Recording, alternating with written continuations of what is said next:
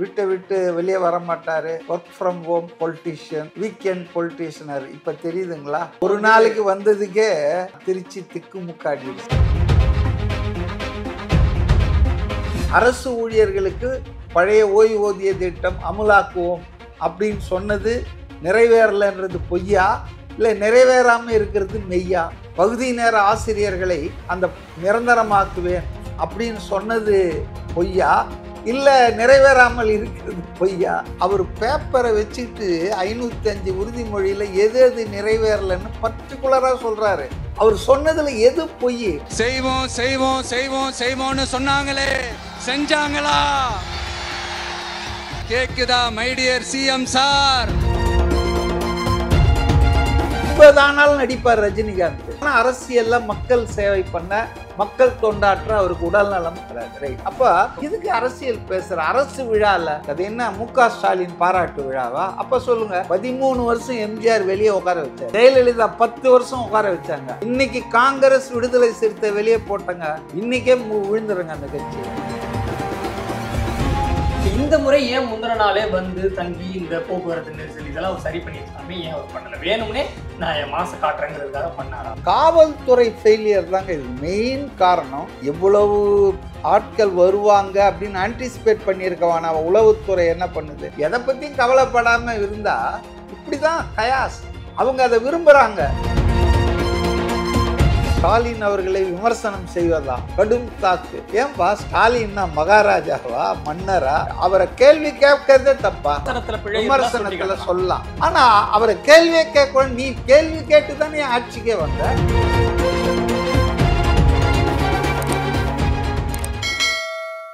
வணக்கம் சார். வணக்கம். தவேகாவினுடைய தலைவர் விஜய் அவர்களுடைய தேர்தல் பிரச்சாரத்தை வந்து தொடங்கிட்டாரு. என்னென்ன நாளைக்கு எந்தெந்த ஊர்லாம் அப்படிங்கிறத முன்னாடியே குறிப்பிட்டிருந்தாரு. அதன்படி திருச்சியில் தொடங்கினார். திருச்சி தொடங்கி அதுக்கப்புறம் அரியலூரில் முடிச்சுட்டு பெரம்பலூர் போகிறதுக்கு நேரமே இல்லைங்கிறதுனால பெரம்பலூருக்கு போகாமலே வந்து அன்னைக்கு அதை நிறைவு பண்ணிட்டாரு. ஸோ திருச்சியில் தொடங்கினது அந்த கூட்டம், அவர் பேசின அரசியல் இதெல்லாம் எப்படி பார்க்குறீங்க? நான் பார்க்கறது இருக்கட்டும், தமிழ்நாட்டின் மூத்த அமைச்சர்கள் ஒரு 2-3 பேரை தவிர எல்லா அமைச்சர்களும் எப்படி பார்த்துருக்காங்க, குறிப்பாக சீமான் எப்படி பார்த்துருக்காரு, ரஜினிகாந்த் எப்படி பார்த்துருக்காரு, ஜனங்க எப்படி பார்த்துருக்காங்கன்றது தான் முக்கியம். நான் பார்க்கறது எப்படி, என் கருத்து என்னன்றது நம்ம நேயர்களுக்கு அநேகமாக தெரியும். சாமானிய மக்கள் இதை எப்படி பார்த்தாங்க? அதாவது ஒரு வீட்டை விட்டு வெளியே வர மாட்டார், work from home politician, weekend பொலிட்டீஷியனர். இப்போ தெரியுதுங்களா? அவர் ஒரு நாளைக்கு வந்ததுக்கே இன்னைக்கு பார்த்தீங்கன்னு சொன்னால் திருச்சி திக்குமுக்காடிடுச்சு. இல்லை, அதுவும் வந்து பிரச்சாரத்துக்காக தானே இப்போ வராரு. ஏதோ ஒரு மக்கள் போராட்டத்தில் கலந்துக்க வர்றது தான் களத்துக்கு வந்து தான் எடுத்துக்க முடியும் அப்படிங்கிற விமர்சனம். அப்படி அதாவதுங்க, இவங்க இதை சொன்னால் அதை சொல்லுவாங்க, அதை சொன்னால் இதை சொல்லுவாங்க, இப்படியே சொல்லிட்டு இருக்கட்டோங்க. 2026 மே மாதம் வரைக்கும் அவரை இதே மாதிரி, அதாவது அவருடைய சக்தி, பாப்புலாரிட்டி, அவருக்கு இருக்கிற ground swell support of people, இதெல்லாம் வந்து ஒத்துக்க மறுக்கிறதுன்றது அவங்க அழிவே அவங்களே தேடிக்கிறாங்கன்னு தான் அர்த்தம். உதாரணத்துக்கு எப்போவுமே எதிரியின் பலத்தை குறைத்து மதிப்பிடக்கூடாதுன்றது தான் ஒரு நல்ல வியூகமாக இருக்கும். ஆனால் திமுக வந்து இன்னைக்கு எதிரியினுடைய பலத்தை வந்து ஒன்றுமே இல்லைன்ற மாதிரி அவங்க போக்கு காட்டுறாங்க. அது அவங்களுக்கே நல்லது இல்லை வச்சுங்களா.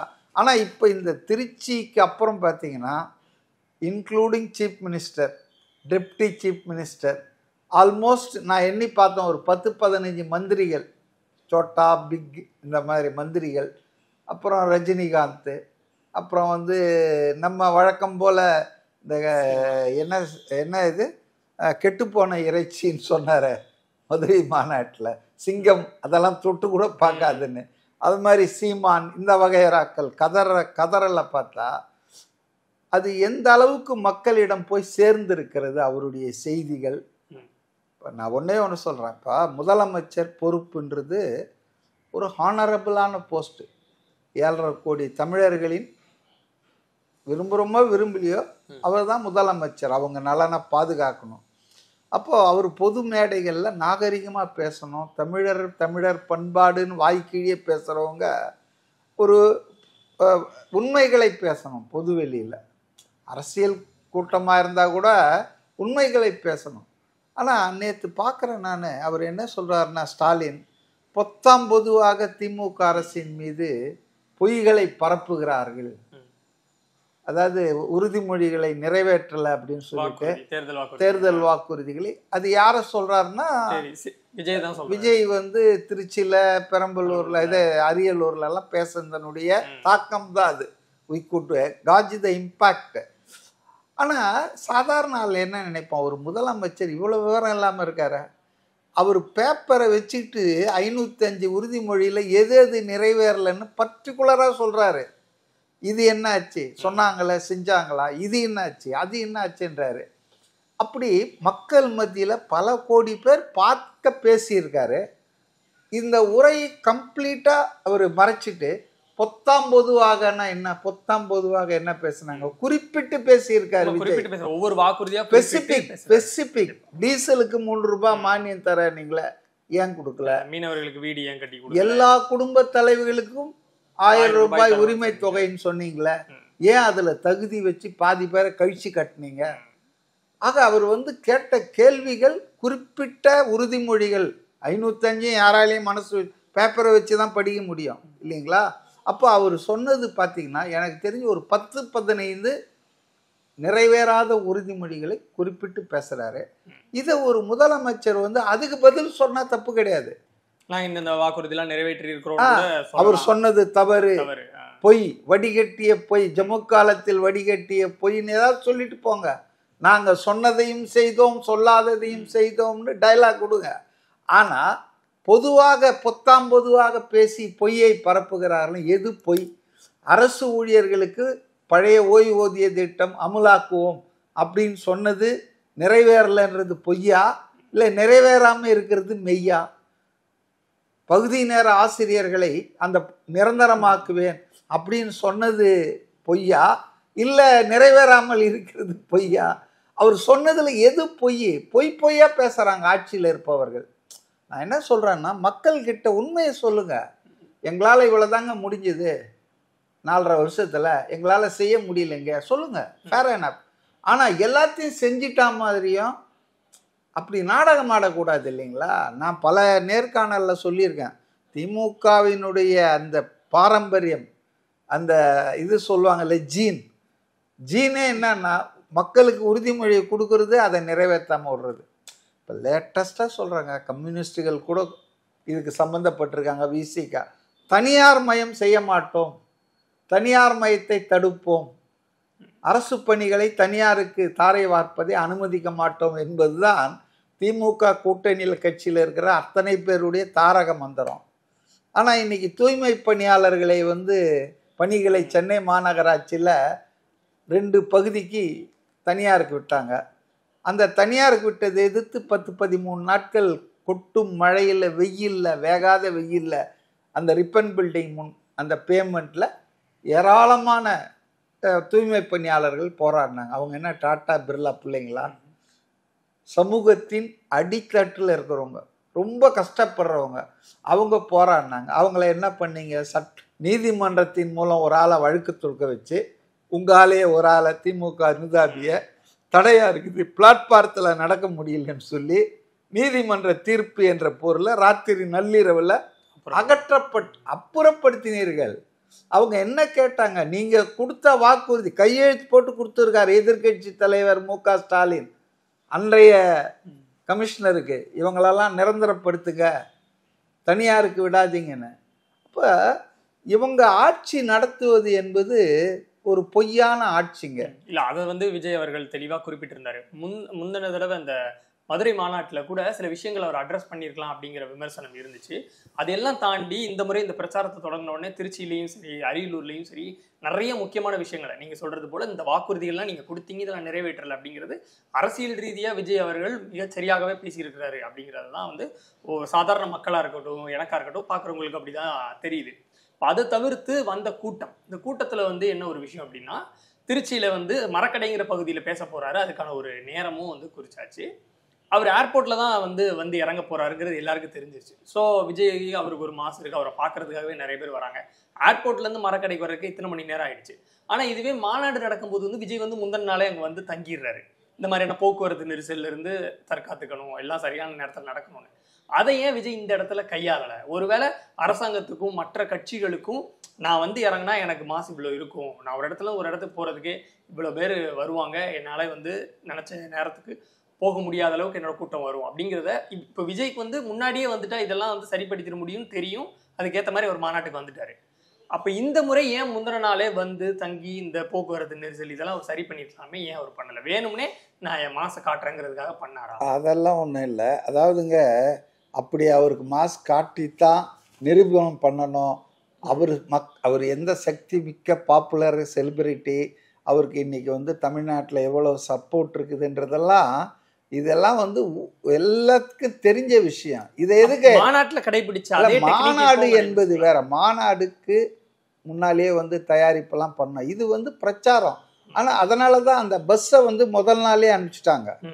சரி, அவர் வந்து ரோடு வழியாக வரல, அவர் ஃப்ளைட்டில் வரப்போகிறாரு. அதனால் என்ன 3/4 மணி நேரத்தில் திருச்சியில் வரப்போகிறோம்.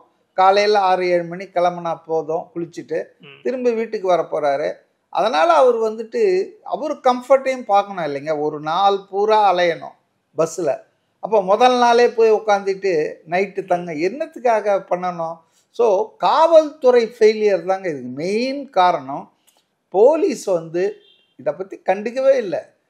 எவ்வளவு ஆட்கள் வருவாங்க அப்படின்னு ஆன்டிசிபேட் பண்ணியிருக்கவான உளவுத்துறை என்ன பண்ணுது? Failure of the intelligence, failure of the police department. அவங்களுக்கு நான் கேட்குறேன், பரமக்குடியில் நடக்கிற இம்மானுவேல் சேகரனுடைய அந்த நினைவு நாள் அந்த அஞ்சலிக்கு போகிறாரு. 14 கிலோமீட்டர் 30 கிலோமீட்டர் போலீஸை நிற்க வைக்கிறீங்க. கேட்டால் அவர் டெப்டி சீஃப் மினிஸ்டர்னுவீங்க. கொடுங்க, நான் வேணான்ல. ஆனால் இவர் ஒரு பாப்புலரான ஃபிகர் தானே. விமான நிலையத்தில் எவ்வளோ காவல்துறை. இப்போ போலீஸ் வந்து அந்த பஸ்ஸுக்கு வழியை விட்டுருந்தா 15-20 நிமிஷத்தில் அந்த பஸ்ஸு மரக்கடை வந்திருக்கோம். இப்போ அவர் இறங்கி அவர் சரி பண்ணணுமா? மக்கள் வந்துங்க ஃப்ரெண்ட்ஸியாக இருக்காங்க. அவரை வந்து பார்க்கணும், அவருடைய தரிசனம் கிடைக்கணுன்றதுக்காக. நான் வந்து நீங்கள் சொன்னால் நம்ப மாட்டீங்க, அவர் இங்கேருந்து கிளம்ப கூட இல்லை. ஏர்போர்ட்டில், திருச்சி ஏர்போர்ட்டில் 1000 பேருக்கு மேலே, பல 1000 பேர் இருந்தாங்க. இதெல்லாம் தொலைக்காட்சியில் நான் பார்த்தது தான். அதே போல இல்ல இல்ல, இது கிரௌட் அவர் காட்ட வேண்டிய அவசியம் இல்லைங்க. நீங்க சொல்றது வந்து அவருடைய வசைப்பா. அன்னைக்கு பாத்தீங்கன்னா 3 மாவட்டம் வச்சிருந்தாரு. ராத்திரி 12-12:30 வரைக்கும் அவர் வந்து பேசிட்டு, ஈவன் பெரம்பலூர்ல கூட போய் கையசைச்சுட்டு தான் வந்தாரு. ஸோ ஒரு ஆள் வந்து சொல்லியிருக்க அந்த மாதிரி நேரம் ஆயிடுச்சு, அதனால இன்னொரு நாள் கண்டிப்பா பல கேஸ் போடுவாங்கன்னு வச்சிங்களேன். உங்களுக்கு அனுமதிக்கப்பட்ட நேரத்தில் நீங்கள் பேசலை, அது போல் கையை காட்டினீங்க, காலை காட்டினீங்க. இப்போ உதயநிதிக்கு யாரும் எதுவும் போட மாட்டாங்க. அவர் ரோட் ஷோ நடத்துவார் பரமக்குடியில், புரியுதுங்களா? இப்போ இந்த காவல்துறை வந்துங்க, காவல்துறைன்னா தானாக செய்ய மாட்டாங்க. அவங்கள அதிகாரிகளை நான் தப்பாக சொல்ல விரும்பலை. அரசியல் அழுத்தம், ஆளுங்கட்சியின் அழுத்தம் கொடுக்காதீங்க. போலீஸை அடித்து அவங்க எதாவது ஆகட்டும்.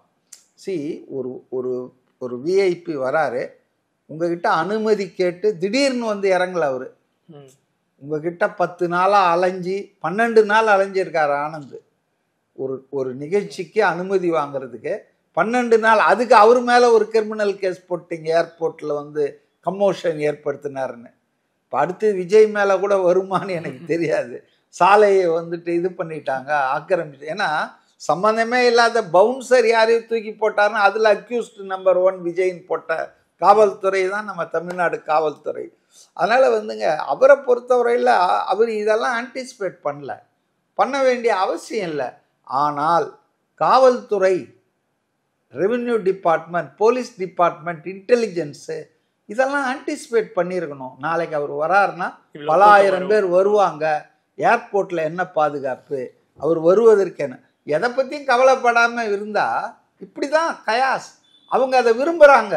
அதாவது ஒரு டிராஃபிக் கயாஸ் வந்து பப்ளிக்லாம் இன்கன்வீனியன்ஸ் ஆகி, அதனால் பாருங்கள் இன்றைக்கி பாருங்கள், ஒருத்தன் போய் கம்ப்ளைண்ட் கொடுத்துருக்கான். அங்கே அவங்க தொண்டர்கள்லாம் என் கடையாண்டை ஏறி எனக்கு 1.5 லட்சம் ரூபாய் லாஸ் ஆயிடுச்சுன்னு. அது அவனாக கொடுத்தானா? இதெல்லாம் வந்துங்க இது ரொம்ப கேவலமான ஒரு இதுவாக இருக்குது. அவங்க கடமையை ஒழுங்காக செஞ்சுருந்தா, காவல்துறை ரெகுலேட் பண்ணியிருந்தா, அவர் கண்டிப்பா பத்திரிக்கையா வந்திருப்பார். இப்ப இந்த மக்கள் திரளை வந்து அவர் எப்படி அரசியல்படுத்த போறாரு அப்படிங்கிறது மிகப்பெரிய கேள்வி. ஏன்னா அவரே முதல் மாநாட்டுல சொன்னாரு, நம்மளை யாரும் ரசிக்க குஞ்சுகன்னு சொல்லிடக்கூடாது, நம்ம அதுக்கேற்ற மாதிரி அரசியல் தெளிவோட இருக்கணும் அப்படின்னு. இப்போ நேற்று பார்த்தோம் அப்படின்னா, இப்போ வழக்கம் போல எல்லா இடங்களையும் துண்டை தூக்கி வீசுறதா இருக்கட்டும், அந்த இடத்துல மரக்கடையில அவங்க எல்லாரும் கலைஞ்சு போனதுக்கு அப்புறமா அங்கே நிறைய செருப்புகள் கிடந்துச்சு, நிறைய வாட்டர் பேக்கெட், இந்த மாதிரியான குப்பைகள் கிடக்குது அப்படின்னு ஒரு விமர்சனம் வருது. ஒரு ஆங்கில பத்திரிகை, ஒரு புகழ்பெற்ற ஆங்கில பத்திரிகையினுடைய ரிப்போர்ட்டர் வந்து பேசிட்டே போறாரு. அப்போ நீங்க பார்த்துருப்பீங்க, கூடயே வந்து ஒரு தொண்டர் நடனம் ஆடிக்கிட்டு அந்த துண்டை தூக்கி கடைசியில அந்த ரிப்போர்ட்டர் தோல்லே போட்டுட்டாரு. இதெல்லாம் பயங்கரமா ட்ரால் ஆகுது. இந்த கூட்டத்தை, இந்த ரசிகர்களை வந்து அரசியல்படுத்துவதற்கும் முழு நேர தொண்டர்களாக மாற்றுவதற்கும் விஜயோடைய முயற்சி என்னன்னு ஒரு கேள்வி இருக்கு. அதாவதுங்க, அவர் ஒன்றும் டீச்சர் இல்லை, அனுபவம் தான் சிறந்த ஆசான்னு சொல்லுவாங்க. ஒவ்வொருவருக்கும், உங்களுக்கும் எனக்கும் எல்லாருக்கும், அந்த டான்ஸ் ஆடின பையனுக்கும் அனுபவம் தான் ஆசான். அப்போ படிப்படியாக வருவாங்க. இதுதான் ஃபஸ்ட்டு பிரச்சார கூட்டம், புரியுதுங்களா? அது கொஞ்சம் இனிஷியல் இஃபோரியான்வாங்க. அது துவக்கத்தில் வந்து கொஞ்சம் இந்த மாதிரிலாம் எக்ஸசஸ் இருக்கும், போவோம். ஆனால் நான் சொல்கிறேன், விஜயை பற்றி சொல்கிறீங்களே, பெங்களூரில் இப்போ வேர்ல்டு கப்பு அடிச்சுட்டு வந்தாங்க கிரிக்கெட் டீமு. பெங்களூர் ஒரு, அதாவது உலகத்தின் 6வது முக்கிய நகரமாக இப்போ ஆயிருக்கு டெக்னாலஜி அந்த அடிப்படையில், 6வது நகரம். பாரிஸ் எல்லாம் பின்னுக்கு தள்ளிட்டு. இப்போ இந்த பெங்களூரில் பல லட்சம் பேர் திரண்டாங்க அந்த சின்னசாமி ஸ்டேடியத்தில். ஐபிஎல் கப் வின் பண்ணிட்டு வந்தப்ப. ஆமாம், என்ன ஆச்சு? எவ்வளோ பேர் செத்தாங்க, எவ்வளோ பேர் காயமானாங்க. இத்தனைக்கும் காவல்துறையெல்லாம் பயங்கரமான நடவடிக்கை எடுத்தாங்க. ஸோ இது மாதிரியான ஒரு ஆர்வம் உள்ள ஒரு கூட்டம் வரும்போது கொஞ்சம் கவனக்குறைவாக இருந்தாச்சுன்னா இது மாதிரி நடக்கிறது இயற்கை தான், புரியுதுங்களா? அப்போ இங்கே கொஞ்சம் கவனக்குறை இல்லை, தமிழ்நாடு காவல்துறை கண்டுக்கவே இல்லை. அனுமதிக்கு இவ்வளோ கண்டிஷனை போட்டவங்க அங்கே அந்த இடத்துல வந்து ஸ்பாட்டில் நிற்கணும் இல்லை? ஆம்புலன்ஸு மட்டும் விட தெரியுது இல்லை? எடப்பாடி பேசினாலும் ஆம்புலன்ஸுங்க போகுது. அது என்ன, ஸ்டாலின் பேசினா, உதயநிதி பேசினா ஆம்புலன்ஸே வரமாட்டேங்குது. என்னை பொறுத்த வரைக்கும் அவருடைய கேள்விகள் நியாயம். ஆனால் அதுக்காக அவரை விமர்சனத்தை, சில மந்திரிகள் இன்னைக்கு காலையில் பார்த்த பேப்பரில் ஸ்டாலின் அவர்களை விமர்சனம் செய்வதா கடும் தாக்கு. ஏன்பா, ஸ்டாலின்னா மகாராஜாவா, மன்னரா? இவர் காமராஜரை திமுக விமர்சனம் பண்ணாத விமர்சனமா? இந்திரா காந்தியை கொச்சையாக விமர்சனம் பண்ணாங்க திமுக காரங்க. அவங்களெல்லாம் விட இவருங்கன்னா பெரிய ஆளுங்களா? பொது வாழ்க்கையில் வந்துட்டு அது விஜயோ, அது வந்து கமலோ, அல்லது ஸ்டாலினோ, எடப்பாடியோ, ஜெயலலிதாவோ, எம்ஜிஆரோ, யாராக இருந்தாலும் விமர்சனத்துக்கு எதிர்கொள்ள வேண்டியதுதான், விமர்சனத்தை சந்திக்க வேண்டியதுதான். ஆனால் இப்போ என்ன எனக்கு தெரியுதுன்னா, இப்போ ஸ்டாலின் ஏதோ தேவ தூதர் மாதிரியும் அவரை விமர்சனம் பண்ணக்கூடாது, அவர் அப்பா அம்மா தாத்தா என்னவோ பண்ணுறாங்க, இந்த பில்டப் பண்ணுவாங்க தெரியுங்களா, பர்சனாலிட்டி. இப்போ வடக்கே மோடி அப்படி தான் பண்ணிகிட்ருக்காரு. அது மாதிரிலாம் இது இங்கே வந்து சரிப்பட்டு வராதுங்க. இது வந்து அவரை கேள்வி கேட்கறதே தப்பா? அவருடைய லாங்குவேஜ் சரியில்லை, ஒருமையில் பேசினாரு, அவமரியாதையா பண்ணிட்டாருன்னு சொன்னா அது நம்ம கேட்கலாம், விமர்சனத்துல சொல்லலாம். ஆனா அவரை கேள்வியே கேட்க, நீ கேள்வி கேட்டு தானே ஆட்சிக்கே வந்த. எடப்பாடியை நீங்க கேட்காத கேள்வியா? எடப்பாடியை விடுங்க, கர்ம வீரர் காமராஜரை நீங்க பேசாத பேச்சா, எழுதாத எழுத்தா? வீராங்கனை இரும்பு காங்கிரஸ்காரங்க வெக்கம் இல்லாம சுத்தின்னு இருக்காங்க திமுகவுக்கு சில சீட்டுக்காக. இந்திரா காந்தியை எந்த அளவு கொச்சைப்படுத்தினாங்க இவங்க, அதுவும் அவசர நிலை காலத்தில். இதெல்லாம் வந்துங்க, இப்போ விமர்சனம் என்பது நியாயமாக இருந்தால் அதை ஏற்றுக்கணும், திருத்திக்கணும். அதுதான் அரசியல் தலைவருக்கு. இவங்க ரொம்ப அரசியலில் பக்குவப்பட்ட மாதிரி கொள்கை கூட்டம்.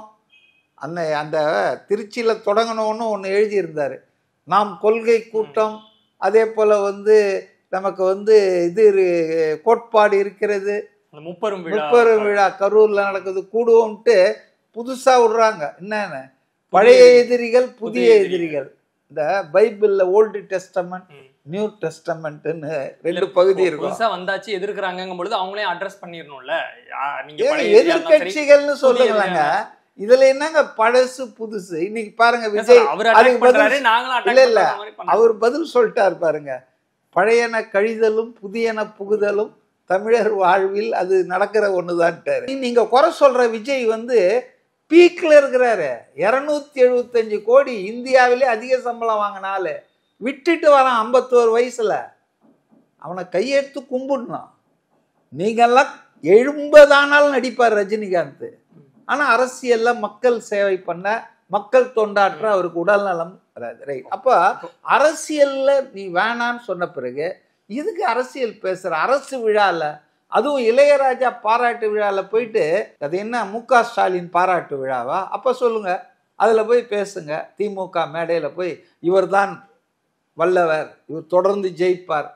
அவங்களுக்கு திமுக வரலாறு தெரியல. 13 வருஷம் எம்ஜிஆர் வெளியே உட்கார வச்சாரு.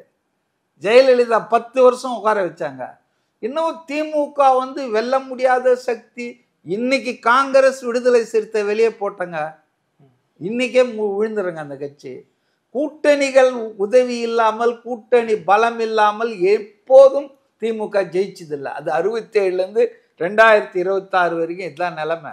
அதனால சும்மா ஆட்களை அதாவது புகழ்வது, அரசியல் ஆதாயத்தை அடைவதாக இவங்க ஆளுங்கட்சியில் இருக்காங்க அப்படின்லாம் ரஜினிகாந்த்லாம் நான் பேசக்கூடாது. அவருடைய ஒரு ஸ்டேச்சருக்கு மக்களுக்கு நல்லது பேசுங்க, நல்லதை சொல்லுங்க. புதிய எதிரிகளையும் பழைய எதிரிகளையும் வீழ்த்தும் வல்லமை வெற்றிகரமாக சமாளிப்பாருன்னா உங்களை யாராவது அது அரசியல் கேட்டாங்களா?